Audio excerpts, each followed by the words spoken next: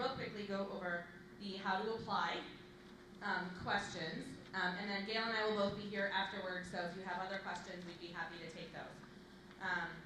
Step 1, save the date for our Community Connections Luncheon on October 3rd. Now you might be thinking, why am I saving the date now? Okay? The reason is that the first reason is we're bringing in Andy Goodman, who is a nationally recognized expert on storytelling, especially around issues and for nonprofits. He will. Is this on the handout somewhere? It is. Well, it's in your proposal guidelines. It's in your application guidelines. I believe on page 5 is the whole timeline of the thing. He will be presenting a half-day workshop on storytelling, especially around issues and for nonprofits. The luncheon will sort of celebrate the grantees. If you receive a Community Connections grant, you must be at this workshop. So let's think positively, people. Put the date on your calendar now. Okay? So if you receive a grant, you must send a person from your organization to this workshop.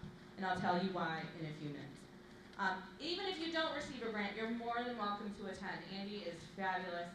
He does a really good job on helping people develop stories in nonprofits. The second step to apply is to figure out, are you eligible?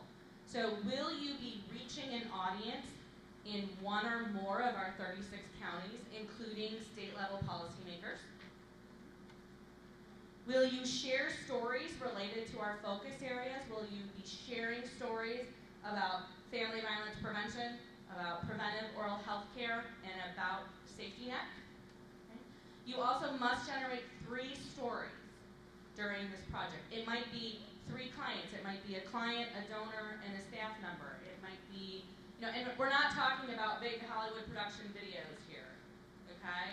We're not talking, you don't need to develop one of those for each of those 3 people, but you need to have 3 stories. Okay? And then, are you a nonprofit, school, or governmental agency? Some things we will consider here, and I know it's also in your packet. And there's a lot of programs out there about storytelling. PSAs like the one I showed you earlier, doing some community participatory projects, giving people in your community a camera and having them go out and take photos of your community. What does a safe community look like? What does a safe relationship look like? Things like that. Bystander intervention, social media. Maybe you need to ramp up your use of social media or your use of the website. Okay? Those are some things that we will also consider. Things we will not consider. This will not fund your annual report for next year. Okay? Even though you may use some of the stories in it in your annual report, these projects cannot be used to develop and fund and print an annual report. We also will not fund any direct patient or client services through these projects. So you can't use it as a way to get equipment for direct patient service or to pay for a clinician's hours to deliver direct service. And they also cannot be used for general operating support. So you can't use it to say, we're going to pay, this is going to take part of the salary of our fundraising, our development director, or our communications staff. You can pay for staff, but it has to be directly related to developing and sharing the stories of the project. And if you have any questions about your project, what you're thinking, will it apply, will it not apply, please give me a call and let me know, and I'd be happy to work that out with you. The other thing is, as we get the letters of intent in, we did this the last couple of years, we would get a letter of intent, we would see that this project would be worth it, and when we respond back and say, yes, please develop a full proposal, but in that proposal, you might want to focus on this instead of that, just to help people really develop proposals that have a good chance of being funded. Step 3, submit your letter of intent. We're doing them all through an online form this year. You may save your progress. So you can get started, answer a couple questions, hit save. You'll get a link to the document. Please know that we have absolutely no way of knowing who has started a letter of intent and saved it. So on May 2nd, 2014, if you do not hit submit on your saved letter, we will not receive it and we will not consider you for funding. So please keep that in mind. Okay. The deadline is Friday, May 2nd. Yes? Yes, you will get an automatic, the system is set up so that when you hit submit, you'll get an email back saying you received it.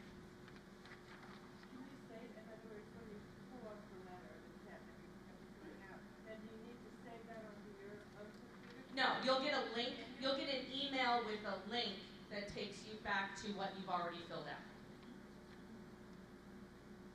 You can go back over and over. You can go back over and over and you can make changes to it, you can do whatever you want. So you just follow the link that you'll get emailed. And can other people access that? Other people can access it if you send them the link. Yep. You won't create a login or anything, it'll just be tied to that link you get in your email. Okay, we already talked about the letter of intent contents. Oh, yeah. I just want a question. So I'm going to have an individual link. Each agency will have an individual link. Each person who starts, Who starts it yes, will have an individual link. yes. Yep. There are character limits in this, so as you're answering the questions, you'll have about 100 to 300 words. We do it based on characters, so if you use nice, short, simple words, you can use more of them. If you use lots of big words with lots of jargon, you will have less room to say what you need to say. So, be concise, be simple. Because step 4 is wait by the phone, or your computer actually, because I won't be calling you. Because exactly 1 week after you submit your letter of intent, we will notify you if you have been accepted to submit a full proposal. That's why I'm asking you to be short and clear and concise, because I have exactly 1 week to read all of these and make decisions on them. So the clearer you can be in your letter of intent, the easier it will be for us to make that decision going forward.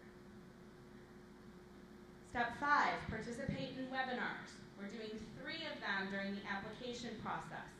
The first one on choosing the right communications mix will help you pick which methods to use to reach different audiences. The second one is social media for executive directors. If you think your organization needs to use Facebook, Twitter, Instagram, whatever the new latest tool is, and your executive director is not sure, this is the workshop for them. Okay? And then the last one is creating a social media policy, which I highly recommend everyone participate in, even if you're not going to use social media right now. It's really good for your organization to include a social media policy within your organization structure. Step 6 is to write and submit your proposal. Again, we'll be doing them online. We'll ask you some of the same questions from your letter of intent, but that information will not transfer over into your proposal automatically. So you will receive, when you submit your letter of intent, you'll get an email that will include all of the fields that you filled out in exactly what you said. So when you come back to do your proposal, you can cut and paste some of the information. And if between the letter of intent and your full proposal, some things change with your audience, or the reason why you want to talk to them, or any of those things, that's okay. Right? That's completely okay. Don't change it too radically, because we approved the project based on what you said in your letter of intent. But it's okay if some details change or some minor things change. That's okay. Full proposals are due June 20th, 2014. Again, you can save them, but we won't be able to see who has saved one but not submitted. One of the things that the proposal is going to ask you for is a communications audit. This is just little check marks, little check questions of, do you have an in-house dedicated communications staff? How do you already talk to people, and how, who's responsible for your website? Is it a consultant? Is it in-house? Is it other staff? This will allow, we're not going to make funding decisions based on this. Okay, so if you say you have 0 communication staff, that does not automatically make you ineligible for a grant. If you say you have 10 communication staff, does not automatically make you ineligible for a grant. We're using these questions to help us design the technical assistance that we're going to offer later on. So it's just to give us some information that we need to make sure that we're giving people the resources they need. So don't be afraid of those questions, and if you have questions about that section, please give me a call and let me know. The next step, again, wait by the phone. This one's going to take a little longer. It's not going to be a week. We'll announce our grant awards on September 12th. So in between June 20th and September 12th, we will send your proposals out to our volunteer proposal reviewers. I think who helped with that last year? Melanie did, yep. Sherry, Tori. We're gonna ask volunteers from the community to help us review their proposals and help us recommend to our board which proposals get funded. So they'll be looking at those, we'll meet, talk about them, and then our board will make the final decision. So we will let grantees know on September 12th whether or not they've received a grant. Okay. Yes? I hit the submit button Mm-hmm. at a time, Yep. otherwise if the audience has changed, can I go back and change it? No. Once you hit submit, that's what we get. You can save. If you want to take a couple days and think about it, you can. But once you hit submit, it's done. And I believe the cutoff on both of the deadlines is noon. So don't save it till Friday at 5 p.m. Save it for Friday at 11:59. Yeah, Tracy? For the webinars, we can't see them live. Can we access them later? Absolutely. All of the webinars will be recorded and posted to our website so people can watch them. And this session is being recorded. So if there's something you want to go back over and listen to, or there's someone else from your organization that wanted to come but couldn't be there, they can watch the recording of this session. See all of the technical difficulties and coughing, fits, and everything else. You mentioned that we need to complete 3 stories during the grant period, and all 3 of those stories need to be focused on the same 2 goals that we identified. You said no more than 2 goals. Yeah. They all have to be focused on the same. Well, they have to share messages that help you achieve that goal.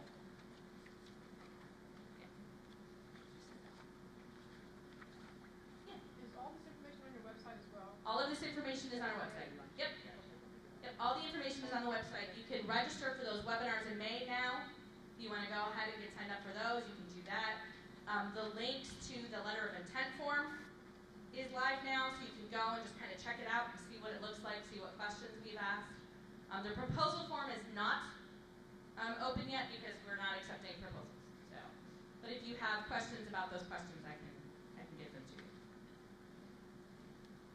What time is the October 3rd event?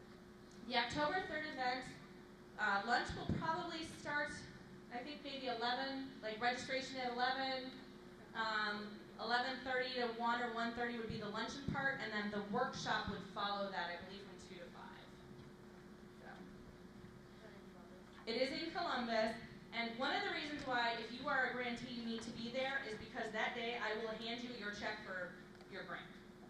So if you want your money, you need to come to Columbus. That makes for an all-day conference. Yep. That's really hard. You're right, it is. Well, but there's one reason why we do it in Columbus is number one, it's sort of centrally located for our entire area. We can't repeat. You don't serve. It's kind of we don't serve. The other thing is we can't bring Andy Goodman 4 times to the state of Ohio. It gets everybody there in one place at one time. So I know it is hard. I know it's hard, but it's what we'll do that day is we'll not only give you your check, but you can give us all of your signed grant agreements and paperwork as well. So it just gives us a good way to do all of that without going through the mail and make sure that we get the grant agreements on time like we're supposed to. So I do know, and it's difficult for us too because we've got to go up there too. Our offices are here in Cincinnati. So yeah, whatever you can do to get somebody there. I know it's a full day. And we did this, we could have done this workshop in Columbus as a full day thing and made everybody come there. So we try as hard as we can to bring things to people, but for that workshop, we need everybody to come to Columbus. And does it have to be the same person? No. Yeah, you can send, I mean, you just need to send in a person from your organization to come to that workshop. It probably, for this one, especially with Andy Goodman coming, it would make sense to have somebody who's going to be running the project come so they can hear the things that he's going to talk about. But we do need somebody there. It doesn't have to be the person who signs the grant agreement. It just needs to be somebody. Okay, well, if there are no other questions, Gail and I will still be around afterwards, so if you have individual questions, please let me know. As you're working on your projects, please give us a call and ask us any questions that you have. And thank you for coming out today. Oh, yes, do your evaluations. Leave them on the table. We'll come by and collect them, and they'll help us make our workshops better. Thank you.